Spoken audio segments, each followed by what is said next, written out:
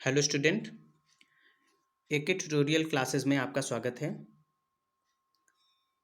UP PGT की आने वाली परीक्षा के लिहाज से हम कुछ प्रीवियस ईयर क्वेश्चन पेपर हल करेंगे पॉलिटिकल साइंस के। चलिए, क्वेश्चन नंबर जो पहला है वो सुमेलित करने का है। इसका राइट आंसर सी होगा। विधि का शासन आपका यूके का है, ए का 3। विधि द्वारा स्थापित प्रक्रिया आपका संयुक्त राज्य अमेरिका में है, बी का पहला।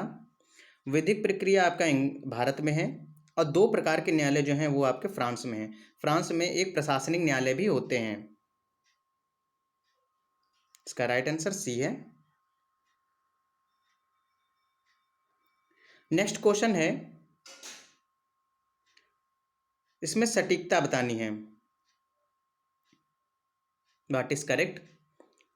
देखिए, पोलिटिया शब्द की यहाँ पर बात की गई है। पोलिटिया शब्द को अगर हम, पोलिटिया शब्द जो है एक ग्रीक वर्ड है और इसका जो हिंदी मतलब, इसका जो इंग्लिश का मतलब होता है वो रिपब्लिक है। ठीक है, और रिपब्लिक आप लोग जानते हैं प्लेटो की रचना है।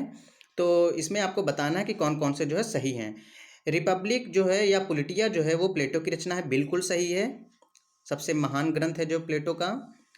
सेकंड है, पोलिटिया का मुख्य विषय न्याय है, बिल्कुल सही है, राइट आंसर है।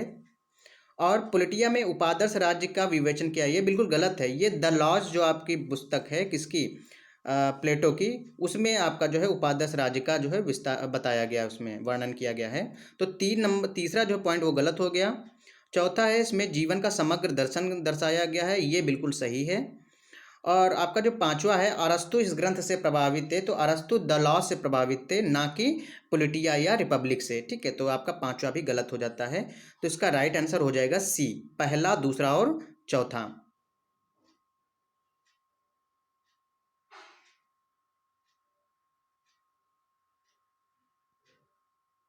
आगे बात करेंगे तीसरा क्वेश्चन।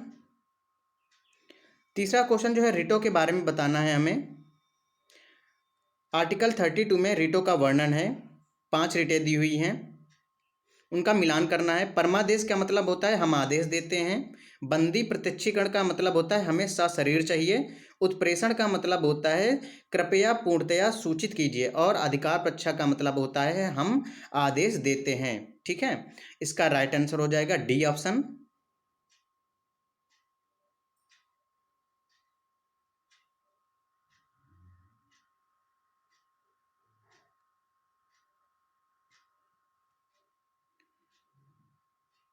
चौथा क्वेश्चन है, लूसियन पाई द्वारा लूसियन पाई द्वारा राजनीति विकास के 3 सामान्य लक्षण बताने हैं। देखिए, लूसियन पाई ने राजनीति विकास के 3 लक्षण बताए थे, समता, क्षमता, विभेदीकरण। समता, क्षमता, विभेदीकरण। ठीक है, तो इसका राइट आंसर हो जाएगा आपका डी, क्योंकि जो डी में दिए हुए ऑप्शन है बिल्कुल सही हैं, समता, क्षमता और विभेदीकरण।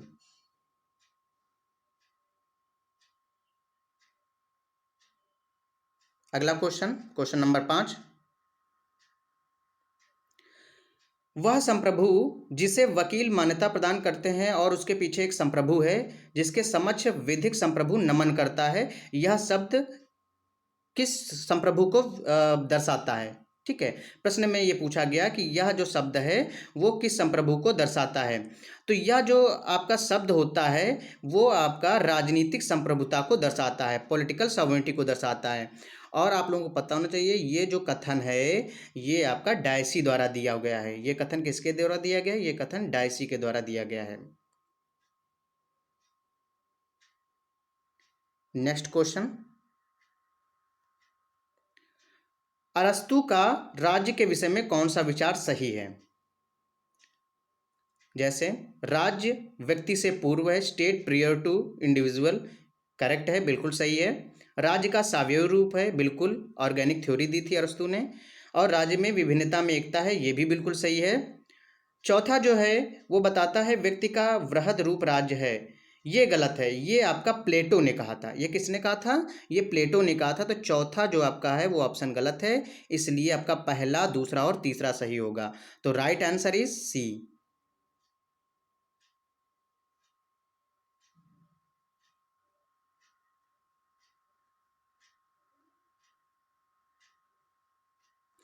7वां क्वेश्चन, कौन से राष्ट्रपति गवाही के लिए सर्वोच्च न्यायालय में उपस्थित हुए? कौन से राष्ट्रपति गवाही के लिए सर्वोच्च न्यायालय में उपस्थित हुए? देखिए इसका राइट आंसर जो है वो आपका ए है, वीवी गिरी थे। ठीक है, वीवी गिरी ऐसे राष्ट्रपति थे जो सर्वोच्च न्यायालय के समक्ष आपका गवाही देने के लिए उपस्थित हुए थे।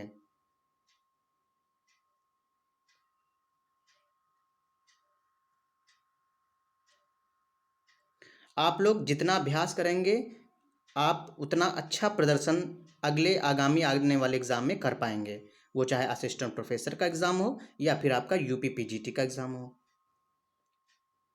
क्वेश्चन नंबर 8 है, आपको यहाँ पर मिलान करना है। राज्य एक आवश्यक बुराई है। देखिए राज्य एक आवश्यक बुराई है, ये कहा था व्यक्तिवाद का, है इंडिविजुअलिज्म का है। ठीक है, व्यक्तिवाद ये बताता है कि राज्य आवश्यक है लेकिन राज्य की दखलंदाजी ज़्यादा नहीं होनी चाहिए। ठीक है, राज्य सिर्फ वही कार्य करे, राज्य सिर्फ वही कार्य करे जो क्या हो, जो व्यक्ति के सामने आने वाली बाधाओं को दूर कर सके। ठीक है, बाकी व्यक्तिवाद ने और कोई भी कार्य जो है राज्य को करने के लिए मना किया है, मतलब कोई भी वेलफेयर कार्य करने को राज्य के लिए मना किया गया है। ठीक है, तो ये आपका ए का हो जाएगा 3, ए का हो जाएगा चौथा ऑप्शन, लास्ट ऑप्शन ए का चौथा आप ढूंढ लीजिए, सी और डी हैं। उसके बाद सब कुछ राज्य के अंदर, देखिए जब ये वाली आपकी बात आती है ऑटोक्रेसी वाली, ठीक है, डिक्टेटरशिप वाली बात आती है, सब कुछ राज्य के अंदर है, राज्य के बाहर कुछ नहीं है, तो ये वाली बात जो है फांसीवाद ने कही थी। ठीक, किसने कही थी? फांसीवाद ने कही थी। तो बी का हो जाएगा 3, यहाँ से आपका बनता दिख रहा है डी ऑप्शन। ठीक है, उसके बाद राज्य व्यक्ति का बृहद रूप है, राज्य व्यक्ति का बृहद रूप है, ये आपका आदर्शवाद का जो है सिद्धांत है, आदर्शवाद का जो स्लोगन है। और फिर ऑप्शन आखिरी जो है वर्गहीन राज्यविहीन समाज। देखिए ये जो क्लासलेस सोसाइटी जो है, क्लासलेस स्टेटलेस सोसाइटी की जो बात की है वो आपका मार्क्सवाद ने कही, कार्ल मार्क्स ने कही थी। ठीक है, और कार्ल मार्क्स के सिद्धांत को क्या बोलते हैं हम लोग? वैज्ञानिक समाजवाद बोलते हैं। तो इसका राइट आंसर हो जाएगा डी ऑप्शन।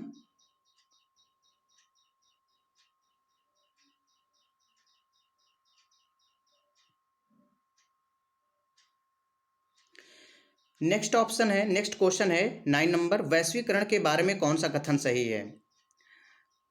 इसमें 4 ऑप्शन दिए गए हैं। वैश्वीकरण सिर्फ आर्थिक परिघटना है, वैश्वीकरण की शुरुआत 1991 में हुई, वैश्वीकरण और पश्चिमीकरण समान है, और वैश्वीकरण एक बहुआयामी परिघटना है। देखिए इसमें जो 3 ऑप्शन दिए हुए हैं ये आपके जो है लगभग लगभग सही नहीं है। ठीक है, इसमें जो ऑप्शन डी है वो आपका एग्जैक्ट राइट आंसर है कि वैश्वीकरण क्या है, एक मल्टी डायमेंशनल फिनोमिना है। Right answer is D.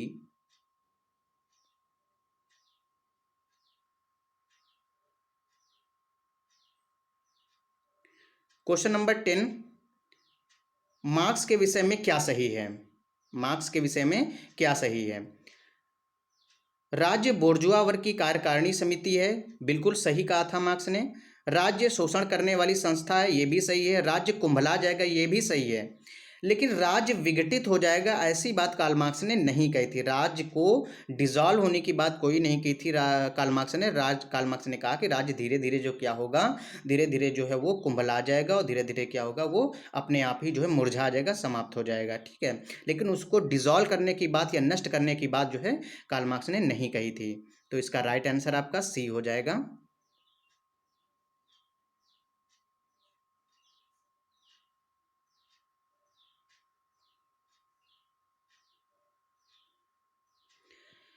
ग्यारह नंबर, मनु की सांगुनी नीति में क्या सम्मिलित नहीं है?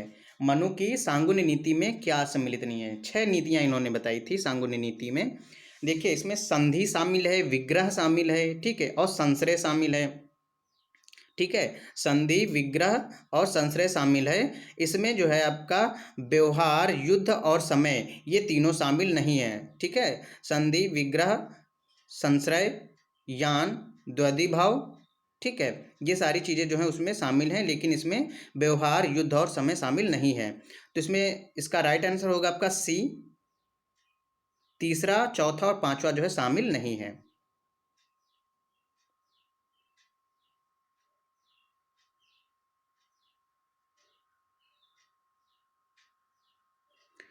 12 क्वेश्चन है, एक व्यवस्था की क्या विशेषता होती है? एक व्यवस्था की क्या विशेषता होती है?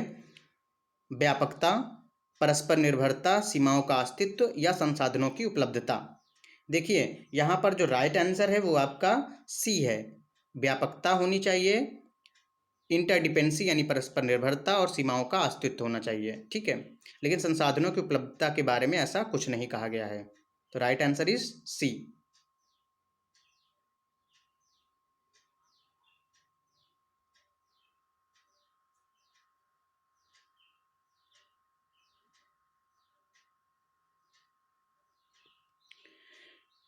इसमें एक कथन दिया हुआ है, मान लीजिए लोकसभा की सदस्य संख्या 544 है, 15 स्थान रिक्त हैं, सदन राष्ट्रपति के विरुद्ध महाभियोग प्रक्रिया पर विचार कर रहा है। मतदान के समय सदन में 520 सदस्य उपस्थित हैं, इनमें से 501 सदस्य मतदान करते हैं, प्रस्ताव के विरुद्ध 168 वोट प्राप्त हुए तो क्या होगा। देखिए जो आपका राष्ट्रपति के विरुद्ध जो महाभियोग होता है, राष्ट्रपति के विरुद्ध जो महाभियोग होता है उसमें आपका सदन का जो है बहुमत चाहिए, सदन का क्या चाहिए, बहुमत चाहिए, साथ में सदन के जितने भी उपस्थित सदस्य हैं उनका 2/3 जो है आपका 2/3 जो है सदस्यता चाहिए, ठीक है। वो आपका देखिए ध्यान से सुनिए, पहले हमारी बात सुनिए। जब भी राष्ट्रपति का जो है महाभियोग होता है, जब भी राष्ट्रपति का महाभियोग होता है तो उसमें क्या होता है कि सदन का जो है सदन का और आपका जो है सदन में उपस्थित हुए सदस्यों का 2/3 बहुमत जो है चाहिए होता है, ठीक है। 2/3 बहुमत चाहिए होता है। जब आप इससे करेंगे, ठीक है, जब आप जो है 520 सदस्यों का जब 2/3 निकालेंगे, ठीक है, 2/3 निकालेंगे तो आपका जो है 168 से भी जो है क्या होगा आपका जो है ज़्यादा आएगा, ठीक है, 168 से भी ज़्यादा आएगा आपका मान।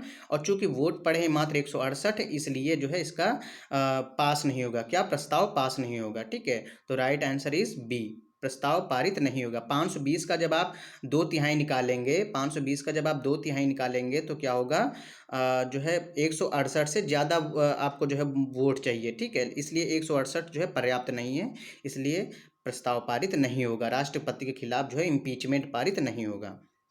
इसका कैलकुलेशन कर लीजिएगा, 520 का 2/3, ठीक है, 2 × 2/3 करिएगा, 168 से ज़्यादा आएंगे। अगला क्वेश्चन है 14 नंबर, संप्रभुता राज्य की सर्वोपरि इच्छा है। संप्रभुता राज्य की सर्वोपरि इच्छा ये किसने कहा। ये कहा था आपका बिलोबी ने। किसने कहा है, बिलोबी ने कहा है। राइट आंसर इज बी, बिलोबी का कथन है ये।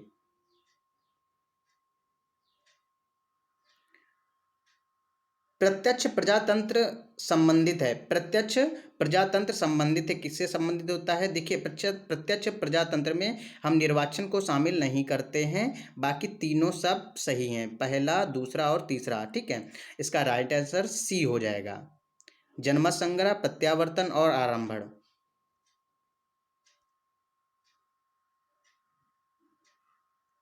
16 नंबर, 16 नंबर का जब हम मिलान करेंगे तो इसका राइट आंसर आपका डी आएगा। आप लोग देख लीजिएगा, पॉज करके वीडियो को पॉज करके देख लीजिएगा, इसका राइट आंसर जो होगा वो आपका डी होगा।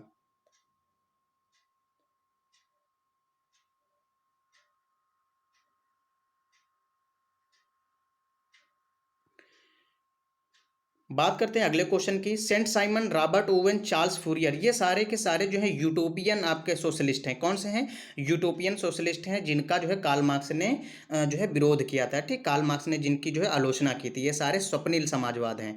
इन्होंने एक ऐसी सोसाइटी की कल्पना की थी, ठीक है, जिसमें क्या हो कि जिसमें जो है भेदभाव ना हो, ठीक है, क्लासलेस सोसाइटी, स्टेटलेस सोसाइटी की सिर्फ एक कल्पना की थी, ठीक है। उसको जो उन्होंने वास्तविकता में लाने की बात जो है उन्होंने नहीं कही थी, इसलिए कार्ल मार्क्स ने उनको क्या कहा, स्वप्निल समाजवादी कहा।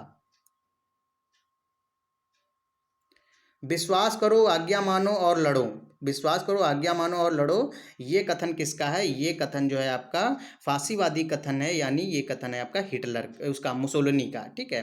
तो right answer is a, Mussolini का है कथन।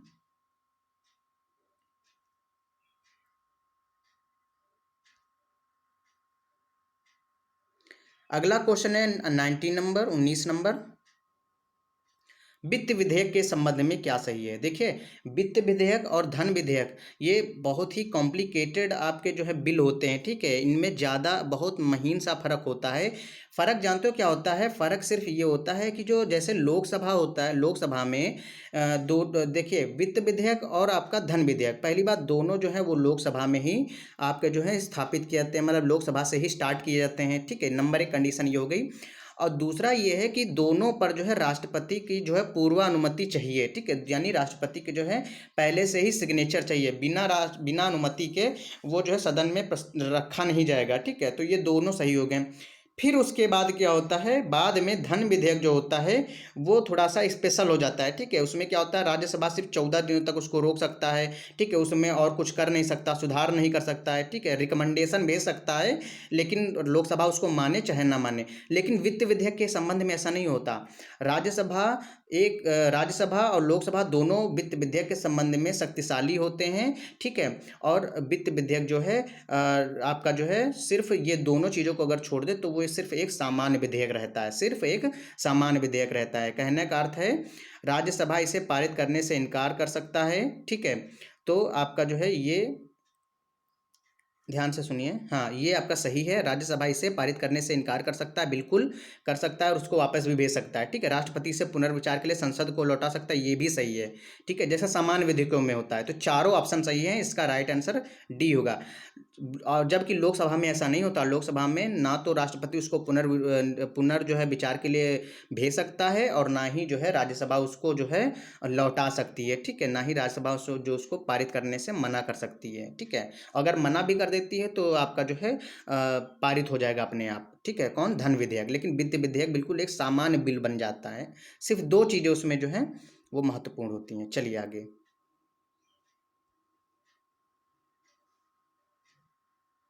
ये आपका जो क्वेश्चन है,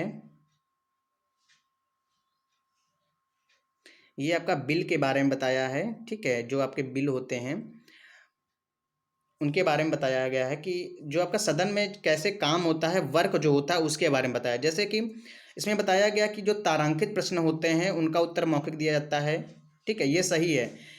जो प्रश्न होते हैं वो दो दो प्रकार के होते हैं, एक तारांकित होते हैं, एक जो होते हैं बिना तारांकित के होते हैं, ठीक है? जिनमें स्टार नहीं लगा होता है। तो जो बिना तारांकित के होते हैं उनको जो है मंत्री जो होता है वो उनको रिटर्न में दे सकता है, ठीक है? रिटर्न में जो है उनको दे सकता है। लेकिन जो तारांकित वाले होते हैं उनको ओरली यानी अपने जो है सदन में मुख से बोलना होता है, ठीक है? मुंह से जवाब देना पड़ता है।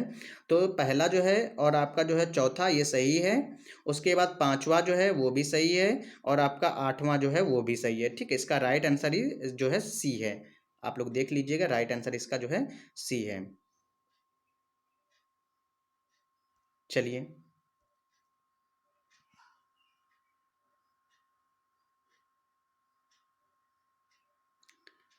नेक्स्ट क्वेश्चन जो है 21, ये भी काफ़ी लंबा क्वेश्चन है, ठीक है? आप इसको जो है वीडियो पॉज करके देख लीजिएगा। इसमें बताया गया है कि राष्ट्रपति जो है उसको इम्पीचमेंट कैसे दिया जाता है, और जो है जो आपका सुप्रीम कोर्ट का जो जज होता है उसको कैसे इम्पीचमेंट प्रक्रिया से हटाया जाता है, ठीक है? तो इसका राइट आंसर जो है आपका वो डी होगा।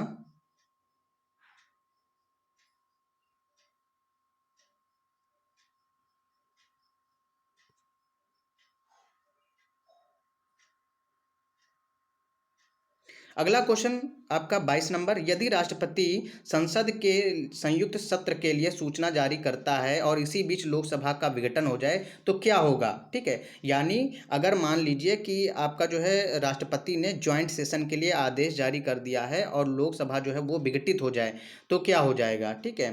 तो जानते हो क्या होगा?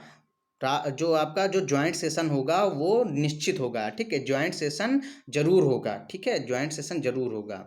अगर विघटित उसके पहले भी हो जाए लोकसभा तो कोई दिक्कत नहीं है, ज्वाइंट सेशन तो होना ही है, ठीक है? क्योंकि राष्ट्रपति ने आदेश जारी कर दिया है। 22 का ए सही है। 23 का है, कौन सा राष्ट्रपति की विधायी शक्तियां नहीं हैं, ठीक है? कौन सी राष्ट्रपति की विधायी शक्तियां नहीं हैं? देखिए ये वाला जो क्वेश्चन है ये थोड़ा कॉम्प्लिकेटेड है, ठीक है। जैसे कि राष्ट्रपति की विधायी शक्तियां में जब संसद का सत्र आहूत करना, ये तो है ही है विधायी शक्ति, ठीक है। संसद को संदेश भेजना, मैसेज भेजना, ये भी विधायी शक्ति है। तो इसी तरह अध्यादेश जारी करना, ये भी विधायी शक्ति है।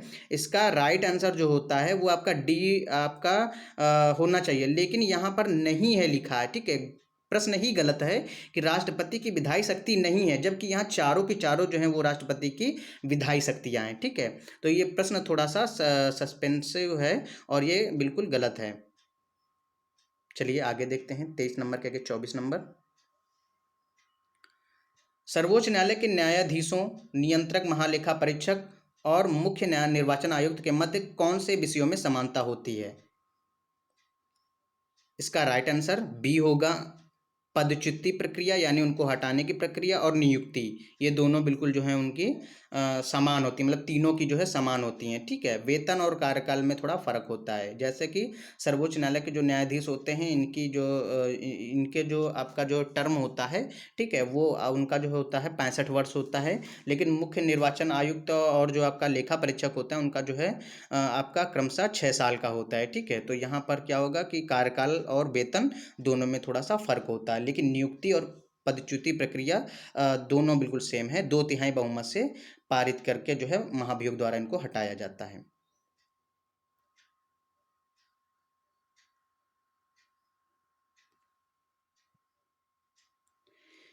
संविधान में प्रधानमंत्री के विषय में क्या लिखा है? संविधान में प्रधानमंत्री के विषय में क्या लिखा है? इसका राइट जो आंसर होगा वो आपका डी होगा, ऑप्शन डी। क्या है ऑप्शन डी? वह मंत्रिपरिषद का मुखिया होगा, ठीक है, वह मंत्रिपरिषद का मुखिया होगा, बिल्कुल सही है। वह संसद का सदस्य होगा, ऐसी बात संविधान में नहीं कही गई है, ठीक है। प्रधानमंत्री जो है वो अगर संसद का सदस्य नहीं भी होता है तो लगातार 6 महीने तक वो जो है प्रधानमंत्री बन सकता है। जैसे चौधरी चरण सिंह जो थे वो करीब 6 महीने तक जो है प्रधानमंत्री बने रहे, ठीक है। तो यहाँ पर क्या है कि संसद का सदस्य होना कोई ज़रूरी नहीं है, प्रधानमंत्री जो है बिना सदस्य होते हुए भी जो है 6 महीने तक कम से कम जो है प्रधानमंत्री पद पर रह सकता है, ठीक है। तो ये क्या है आपका दूसरा जो है गलत हो गया। तो जैसे ही दूसरा गलत हुआ वैसे ही बी और सी ऑप्शन गलत हो गए अपने आप, ठीक है। उसके बाद क्या है कि वह लोकसभा के बहुमत दल का नेता होता है, ठीक है। ये आपका जो है ये ऐसी भी बात कहीं नहीं लिखी है। उसके बाद चौथा जो है इसकी नियुक्ति राष्ट्रपति के द्वारा की जाएगी, ये बिल्कुल सही है। और पांचवा जो है मंत्रिपरिषद के सदस्यों की नियुक्ति प्रधानमंत्री के परामर्श पर राष्ट्रपति द्वारा की जाएगी, ये भी आपका सही है, ठीक है। तो ऑप्शन नंबर डी सही है इसका।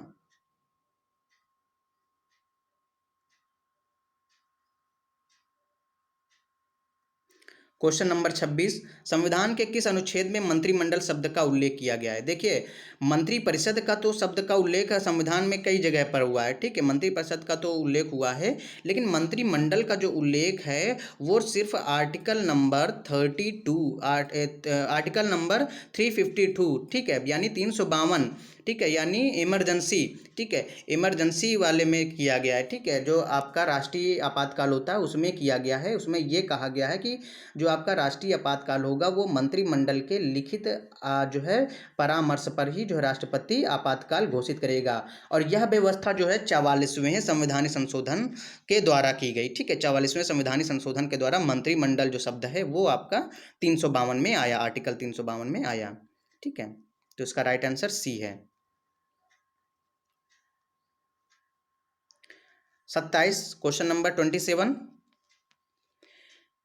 क्वेश्चन नंबर 27 जो है इसका राइट आंसर जो होगा वो आपका होगा सी, ठीक है। राइट आंसर आपका सी होगा, आप देख लीजिएगा मिला करके।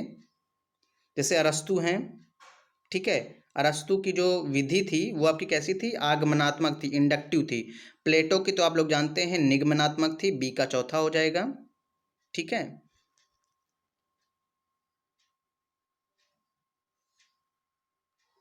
तो यहाँ पर ऑप्शन जो है वो सी सही है, 27।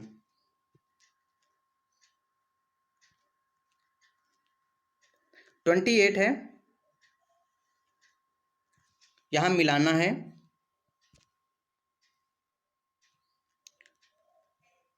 27 में देखिए ज्ञानी जो जैल सिंह थे, ज्ञानी जो जैल सिंह थे इन्होंने जो आपका डाक जो विधेयक पर तो उन्होंने जेबी निषेधाधिकार का प्रयोग किया था, ठीक है।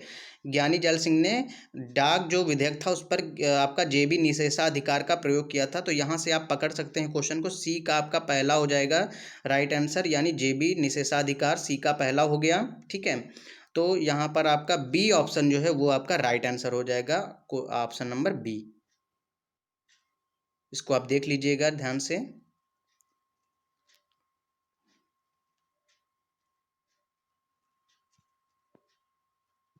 संविधान की प्रस्तावना में उल्लिखित निम्नांकित क्रम क्या है? देखिए संविधान में जो आपका प्रस्तावना पूरी दी गई है उसमें जो है आपका जो क्रम है वो आपका पहले तो आपका न्याय होता है, फिर आपका स्वतंत्रता है, ठीक है, फिर उसके बाद समानता है, तब बंधुता है। तो सबसे पहले न्याय, यानी इसका राइट आंसर जो होगा वो आपका सी होगा, ठीक है।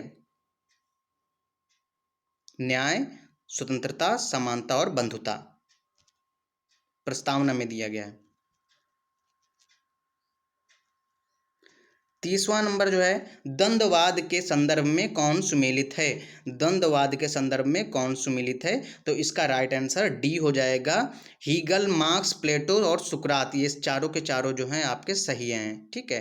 हीगल, प्लेटो, मार्क्स और सुकरात, इन्होंने सभी ने जो है द्वंद्ववाद की जो है बात की है, ठीक है। तो ऑप्शन नंबर इसका डी हो जाएगा।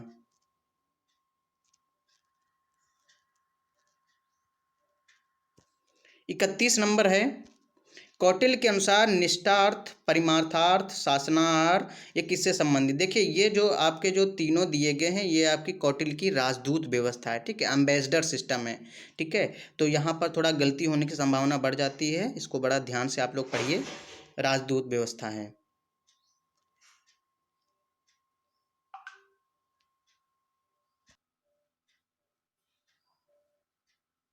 उसके बाद क्वेश्चन नंबर 32, किस दार्शनिक ने प्रजातंत्र को शासन का विकृत रूप कहा? इसका राइट आंसर होगा एरिस्टोटल, अरस्तु, बी ऑप्शन सही है। अरिस्टोटल ने प्रजातंत्र को शासन का विकृत रूप माना। 33 नंबर है, उपयोगितावाद को सुअर दर्शन किसने कहा?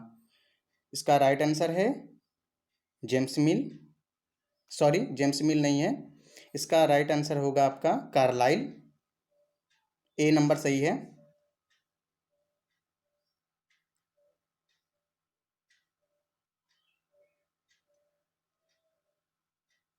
क्वेश्चन नंबर 34, भारत में संपत्ति का अधिकार क्या है? देखिए ये बड़ा कॉम्प्लिकेटेड क्वेश्चन है, क्योंकि आपका जो कुछ आयोग जो हैं वो आपका लीगल राइट मानते हैं, कानूनी अधिकार सही मानते हैं, लेकिन कुछ आयोग जो हैं वो आपका संवैधानिक अधिकार मानते हैं, ठीक है। दोनों में जो है काफ़ी जो है प्रॉब्लम है कि कोई संवैधानिक अधिकार मानता है, कोई कानूनी अधिकार मानता है। कारण क्या है कि संवैधानिक अधिकार इसलिए इसको कहते हैं क्योंकि इसका जो वर्णन है वो आपका, पहले तो इसका वर्णन आर्टिकल 31 में था, मूल अधिकार में था, लेकिन इसको हटा करके आर्टिकल 300 में उसको दे दिया गया नाम, ठीक है।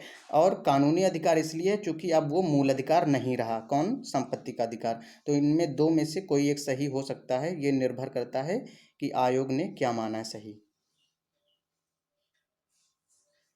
आज का लास्ट क्वेश्चन है 35, कार्यपालिका के कार्यों के संदर्भ में क्या सुमेलित है? ठीक है, इसका राइट आंसर जो है वो आपका सी है, देश में शासन करना, कानूनों का क्रियान्वयन करना, नियमों का निर्माण करना, लेकिन कानूनों का निर्माण जो है वो संसद करती है, व्यवस्थापिका करती है, कार्यपालिका नहीं। इसलिए चौथा पॉइंट गलत है, इसलिए जो राइट आंसर है वो आपका सी होगा, पहला, दूसरा और तीसरा। आई होप आप लोगों को काफ़ी जो है हेल्प मिलेगी इस प्रैक्टिस सेशन से।